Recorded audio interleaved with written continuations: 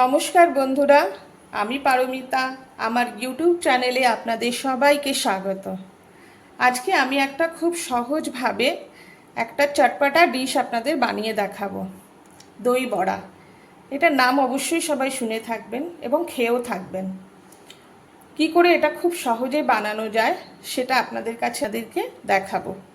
তো দই বড়া বানাতে আমার যা যা লাগবে: বিউলির ডাল খোসা ছাড়ানো, যেটা আমি এক রাত ভিজিয়ে রেখে দিয়েছি। এটা অবশ্যই যদি সারা রাত ভিজিয়ে না রাখতে পারেন তাহলে মোটামুটি 5 থেকে 6 ঘন্টা এই ডালটাকে ভিজিয়ে রাখবেন।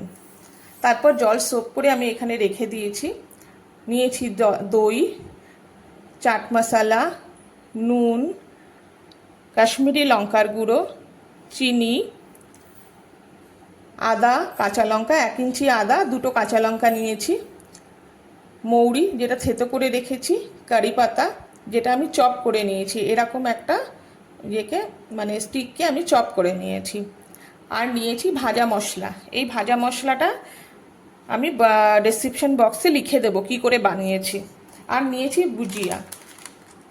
এটা আপনারা নিজেদের স্বাদ অনুযায়ী নিতে পারবেন। অনেকে আনারদানা ইউজ করে, গুজিয়া ইউজ করে, সেটা যার যার চয়েসের ওপরে। আর নিয়েছি 2 রকমের চাটনি, একটা গ্রিন চাটনি আর একটা তেঁতুলের চাটনি। গ্রিন চাটনি আর তেঁতুলের চাটনিটা কিভাবে আমি বানিয়েছি এটাও আমি ডেসক্রিপশন বক্সে লিখে দেব। তো চলুন বন্ধুরা শুরু করি বানানো। সবার প্রথমে ডালটাকে আমরা একদম মসৃণভাবে পেস্ট করে নেব, কিন্তু খুব কম জল ইউজ করব এটাতে। ডালের সাথে আমি আদা আর লঙ্কাটাও বেটে নেব। বন্ধুরা, ডালটা ভালো করে পেস্ট করে নিয়েছি। দেখুন খুব সুন্দর একটা মসৃণ পেস্ট এসছে, একদম সুন্দর, কোনো রকম কোনো লাম্পস নেই এটার মধ্যে। এবার এটাকে আমরা ফ্যাটাবো। তো ফ্যাটানোর আগে যেটা করব, আমি যে কারি পাতাটা একটু কুচিয়ে রেখেছিলাম, এই যে এটা দিয়ে দেব। এটা অপশনাল, আপনারা চাইলে নাও দিতে পারেন। এরপরে দেব স্বাদ অনুযায়ী নুন।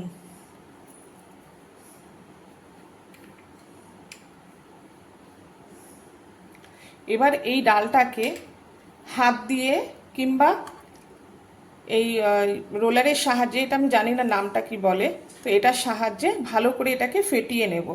আপনারা হাত দিয়েও ফাটাতে পারেন। একটা ফেটিয়ে এটা ডাবল হয়ে যাবে।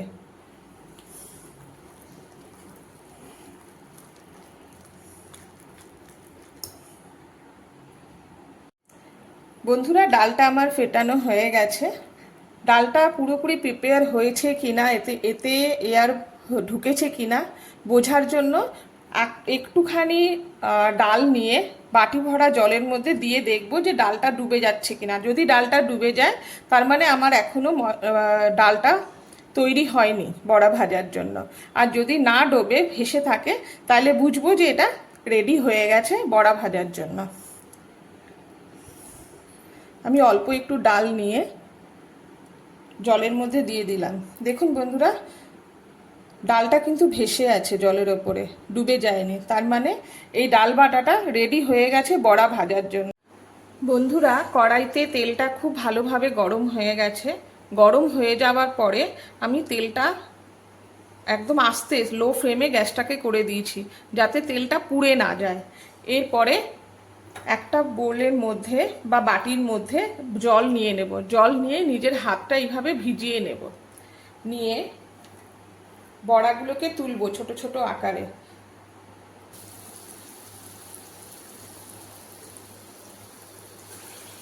এই বড়াগুলো আমি লো টু মিডিয়াম আঁচে ভাজবো, যাতে বড়াগুলো বেশি হাই ফ্লেমে ভাজবো না, যাতে বড়াগুলো ভেতরগুলো কাঁচা না থেকে যায়।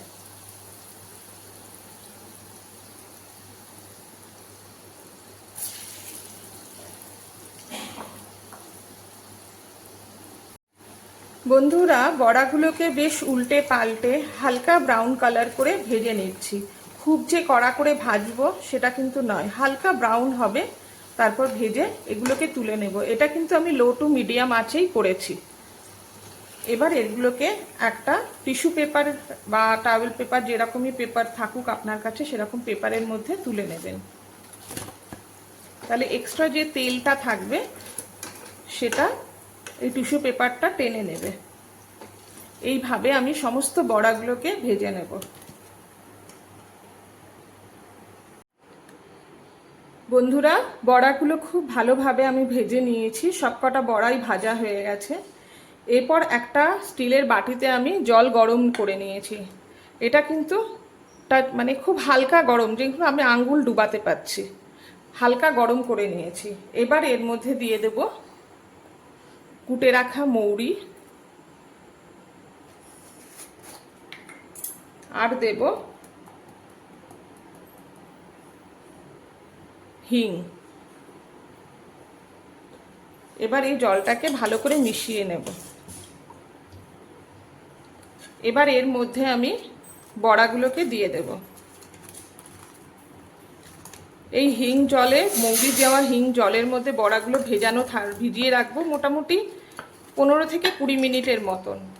খুব সুন্দর একটা গন্ধ আসে এই হিং আর মৌরি জলটার মধ্যে ভিজিয়ে রাখলে, খুব সুন্দর একটা গন্ধ ছাড়ে। তো আমি ভালো করে ভিজিয়ে দিলাম। এবার ঢাকা দিয়ে রেখে দেব। যতক্ষণ বন্ধুরা দই বড়ার যে বড়াগুলো জলে ভিজছে, মৌরি এবং হিং মেশানো জলের মধ্যে ভিজছে, ততক্ষণ আমরা দইয়ের ব্যাটারটা বানিয়ে নিই। তো তার জন্য কি লাগবে, প্রায় 1 কাপ পরিমাণে, বড় কাপের 1 কাপ পরিমাণে দই,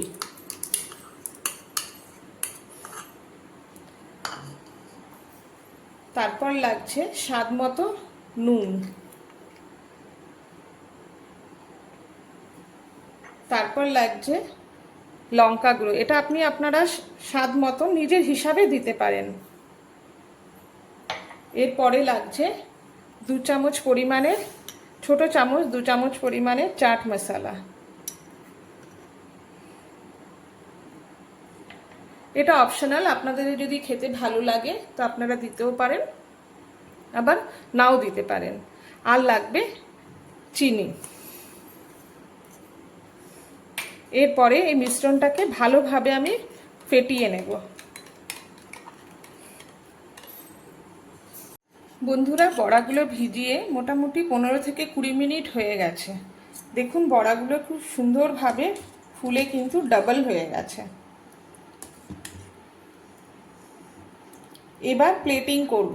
কিভাবে প্লেটিং করব সেটা আপনাদেরকে দেখাচ্ছি। প্লেটিংয়ের জন্য বড়াগুলোকে হালকা করে তুলে নিয়ে খুব হালকা হাতে এগুলোকে চিপে হালকা করে জলগুলো বার করে দেব, দিয়ে একটা প্লেটের মধ্যে রাখবো। বন্ধুরা, জল থেকে চিপে আমি একটা পাত্রের মধ্যে নিয়ে নিয়েছি, বাটির মধ্যে। এবার এর ওপর দিয়ে আমি এই দইটা দিয়ে দেব, যেটা আমি রেডি করে রেখেছিলাম।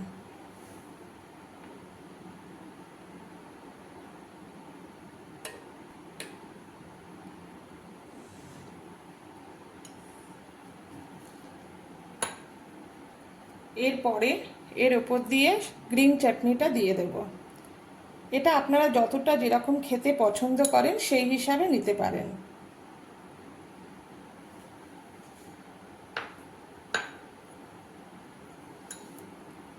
এরপরে দেব মিষ্টি চাটনিটা।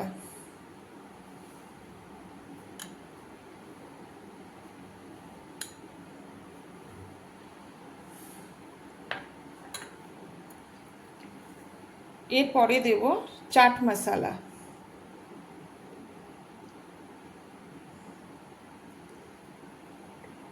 এবারে দেব ভাজা মশলাটা।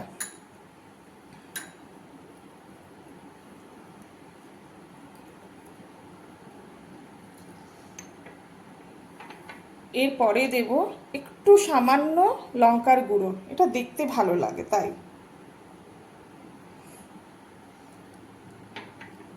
এরপরে এটার উপর দিয়ে দেব গুজিয়া, আলু ভুজিয়া যেটা, সেটা।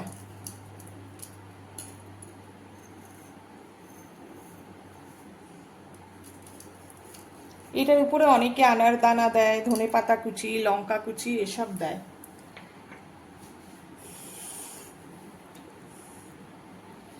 এইভাবে দই বড়াটাকে বানিয়ে, দই বড়াটা এইভাবে ওপর দিয়ে চাটনি, গুজিয়া এই সমস্ত দিয়ে প্রেজেন্ট করলে খেতে খুব সুন্দর লাগে। এইভাবে দই বড়া বানিয়ে ফ্রিজে রেখে ঠান্ডা ঠান্ডা পরিবেশন করুন। এই দই বড়ার রেসিপিটা যদি আপনাদের ভালো লেগে থাকে তো প্লিজ সাবস্ক্রাইব করুন, কমেন্ট করুন এবং শেয়ার করুন। আপনাদের কমেন্টের আশায় আমি রইলাম। ততক্ষণের জন্য বিদায়। ভালো থাকুন, সুস্থ থাকুন।